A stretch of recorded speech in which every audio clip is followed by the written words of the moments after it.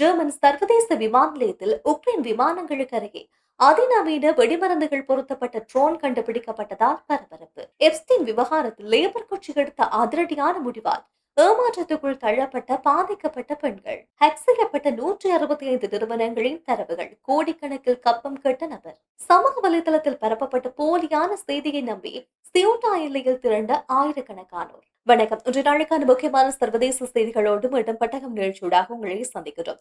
ஜெர்மனுடைய சர்வதேச விமான நிலையத்தில் உக்ரைனுடைய சரக்கு விமானம் நிறுத்தப்பட்ட பகுதியில் இருந்து வெடிமருந்துகள் நிரப்பப்பட்ட ட்ரோன் கண்டுபிடிக்கப்பட்ட விவகாரம் சர்வதேச அரங்கில ஒரு அதிர்வலையை ஏற்படுத்தியிருக்கிறது. அண்மையில மற்றொரு விமானத்தின் மீது ட்ரோன் மோதியதை தொடர்ந்து உடனடியாக பாதுகாப்பு படையினர் ஒரு சோதனை நடவடிக்கைகளை மேற்கொண்டிருக்கின்றார்கள். சோதனை நடவடிக்கை மேற்கொண்ட தருணத்தில் தான் இந்த வெடிமருந்து நிரப்பப்பட்ட ட்ரோன் கண்டுபிடிக்கப்பட்டிருக்கிறது. இந்த ட்ரோனை பரிசோதனை செய்து பார்க்கின்ற நேரத்தில் அதிநவீனமான வெடிமருந்துகள் இதில் பொருத்தப்பட்டிருக்கின்ற விவகாரம் உறுதி செய்யப்பட்டிருக்கிறது. இதனைத் தொடர்ந்து காவல்துறையினரும் சர்வதேச பாதுகாப்பு முகமையும் இணைந்து தீவிரமான விசாரணைகளை தொடங்கி இருக்கிறது.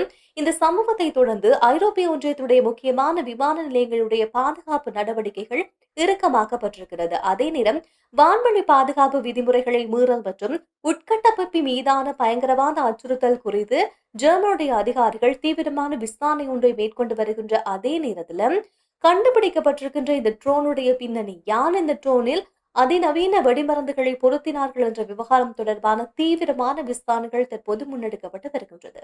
மறைந்த பாலியல் குற்றவாளியான ஜெஃப்ரி எப்ஸ்டீனின் இங்கிலாந்து தொடர்புகள் குறித்து பொதுவான விசாரணைகள் நடத்தப்பட மாட்டாது என்று நிதி மற்றும் நீதித்துறை அமைச்சு வெளியிட்டிருக்கின்ற தகவலை தொடர்ந்து லேபர் கட்சியினருக்கும் புதிதாக பொறுப்பேற்றிருக்கின்ற பிரதமர் ஆண்ட்ரி பெர்ஹாமுக்கு எதிராக கடுமையான விமர்சனங்கள் எழ ஆரம்பித்திருக்கின்றது. இந்த தருணத்தில் லேபர் கட்சியினர் பாதிக்கப்பட்டவர்களுக்கு பொய்யான வாக்குறுதியை கொடுத்து ஏமாற்றிவிட்டதாக எதிர்கட்சியினரும் பாதிக்கப்பட்டோருடைய வழக்கறிஞர்களும் குற்றச்சாட்டுகளை அடுக்க ஆரம்பித்திருக்கிறார்கள். இந்த சம்பவம் தொடர்பாக அவதானிக்கின்ற நேரம் பாதிக்கப்பட்டோர் நலத்துறை அமைச்சரான அலெக்ஸ் டேவிட் ஜோன் அவர்கள் எப்ஸ்டீனால் பாதிக்கப்பட்டவர்களை சந்திப்பதற்கு புதிய பிரதமர் ஆண்ட்ரி பெர்ஹாம் சம்மதம் தெரிவித்திருப்பதாகவும் பொது விசாரணைகள் நடத்துவது குறித்து ஆலோசித்து வருவதாகவும் பொது வழியில் ஊடகங்களுக்கு கருத்து வெளியிட்டிருந்தார், செய்தியை சொல்லியிருந்தார். இவர் செய்தி வழங்கி சில மணி நேரத்திலேயே இது தொடர்பாக மறுப்பு செய்தி ஒன்று வெளியாகியிருந்தது. பிரதமர் அலுவலகம் மற்றும் நீதித்துறை அமைச்சகத்தின் செய்தி தொடர்பாளர் பாதிக்கப்பட்டவர்களை பிரதமர் சந்திப்பதற்கு ஒத்துக்கொண்டிருப்பதாகவும், ஆனால் பொது விசாரணை நடத்துவது தொடர்பாக எந்த விதமான ஆலோசனைகளையும் தாங்கள் மேற்கொள்ளவில்லை என்று ஒரு மறுப்பு அறிக்கையை வெளியிட்டிருந்தார்கள். இந்த மறுப்பு அறிக்கை தான் பெருமளவாக மக்களிடையே கோபத்தையும் பாதிக்கப்பட்டோருக்கு மிகப்பெரிய சங்கடத்தையும் ஏற்படுத்தியிருக்கிறது. குறிப்பாக அமைச்சருடைய இந்த கருத்தை தொடர்ந்து உடனடியாக மறுப்பு வெளியிடப்பட்டிருக்கின்ற விவகாரம் பாதிக்கப்பட்ட பிரிட்டன் பெண்களுக்கு மன ரீதியான மிகப்பெரிய பாதிப்பை ஏற்படுத்துவதாக தொடர்ச்சியான குற்றச்சாட்டுகள் முன்வைக்கப்படுகிறது. அதே நேரம் எப்ஸ்டீனுடைய இந்த சட்டவிரோதமான நடவடிக்கைகள் மற்றும் அவருக்கு உயர்மட்ட அதிகாரிகளிடம் இருக்கக்கூடிய தொடர்புகள் குறித்து தொடர்ச்சியான விசாரணைகள் என்பது முன்னெடுக்கப்படுகின்ற சூழ்நிலையில புதிதாக ஆட்சிக்கு வந்திருக்கின்ற புதிய பிரதமர் பொறுப்பேற்றிருக்கின்ற இந்த தருணத்துல இந்த பொது விசாரணை நடத்தப்படாது என்று அரசாங்க தரப்பிலிருந்து வந்திருக்கின்ற இந்த அறிக்கை என்பது பெரும் சர்ச்சையை ஏற்படுத்தி இருக்கின்றது.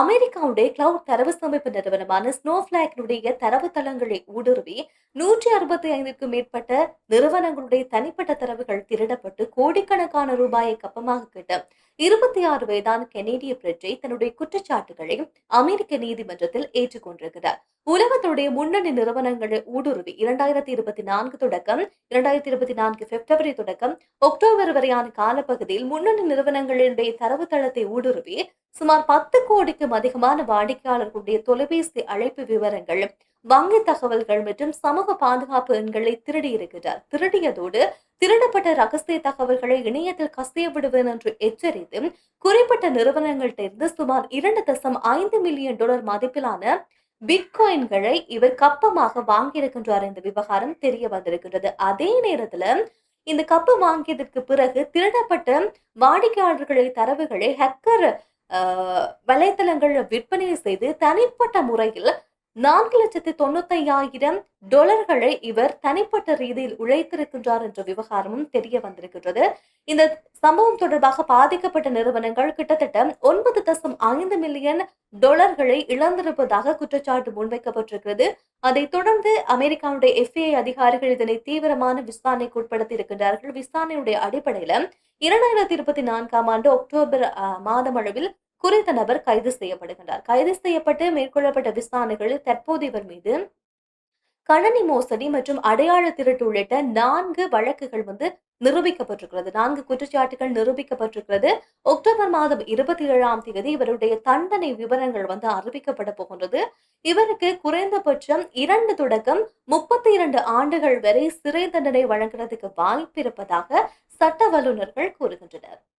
ஸ்பெயினின் வட ஆப்பிரிக்க நகரான சியூட்டாவுக்குள் ஒரே நாளில் ஆயிரக்கணக்கானோர் உள்நுழைய முயன்ற செயற்பாட்டின் பின்னணியில் சமூக ஊடகங்களுடைய பங்கு மிக முக்கியமான காரணம் ஒன்று தற்போது தெரிய வந்திருக்கின்றது.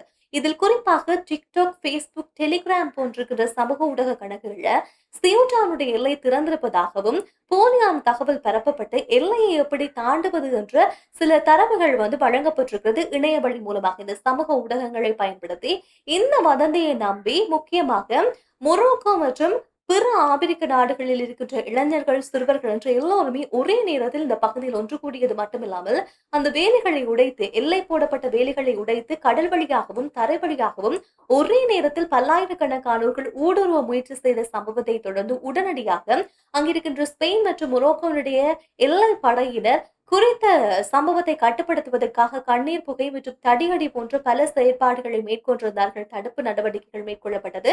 இருந்தாலும் இந்த சம்பவத்தின் போது இந்த சட்டவிரோதமான ஊடுருவல் நடவடிக்கையின் போது 60க்கும் அதிகமானவர்கள் பலியாகி இருக்கின்றார்கள். பல பேருக்கு காயம் ஏற்பட்டிருக்கிறது. இந்த விவகாரம் தொடர்பாக தற்போது ஐரோப்பா முழுவதுமே பேசப்படுகின்றது. ஏனென்றால் இந்த சட்டவிரோத குடியேறிகள் மூலமாக பல சிக்கல் வரலாம் பிற நாடுகளுக்கு என்று ஒரு எச்சரிக்கை வழங்கப்பட்டதை தொடர்ந்து இப்போது பாதுகாப்பு நடவடிக்கைகள் ஒவ்வொரு நாடுகளில் முன்னெடுக்கப்படுகிறது.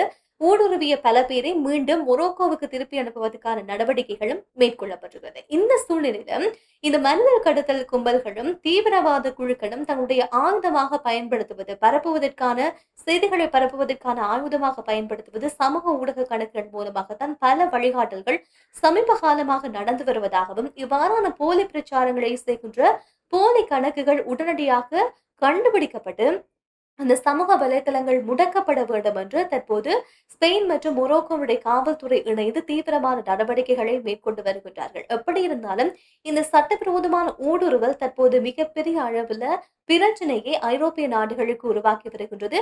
இது போன்ற முக்கியமான செய்திகளோடு நாளைய தினம் சந்திக்கலாம். நன்றி, வணக்கம்.